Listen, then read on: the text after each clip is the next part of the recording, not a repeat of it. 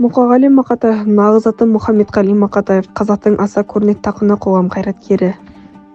Ол 1931 жылы 9 ақпанда Алматы облысы Райымбек ауданы Қарасаз ауылында дүниеге келген.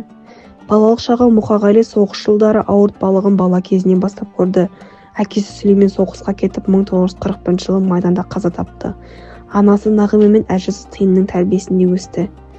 Ақын алғаш ауыл мектебінде білім алды. Кейін Нарынқол орта мектебін тәмамдап, Алматыдағы Қазақ мемлекеттік университетіне оқуға түседі.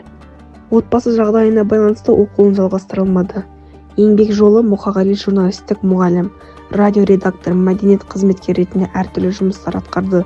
Ол Қазақ әдебиеті, социалистік Қазақстан газетінде және Қазақстан жазушылары одағында қызмет етті. Шығармашылық жолы ақынның шығармалары халықтың жүрегінде ерекше орын тапты.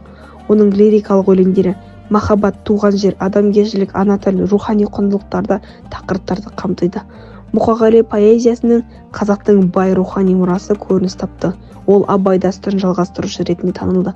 Танымал шығармалары Аққулар ұйықтағанда, Райымбек, Қара өлең бесік басында, Фариза секілді өлеңдер, жеке өмірі, жұбайы Лашын Мақатаевпен бірге бірнеше баланы тәрбиелеп өсірді. Оның қайтыс болуы 1976 жылы 27 наурызда Алматы қаласында дүниеде өтті. Мұқағали шығармашылық қазақ әдебиетінің алтын орын тапты.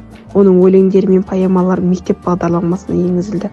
Мұқағали Мақатаевтың поэзиясы әлі күнге дейін қазақ халқының рухына қазынасы ретінде құрметке ие.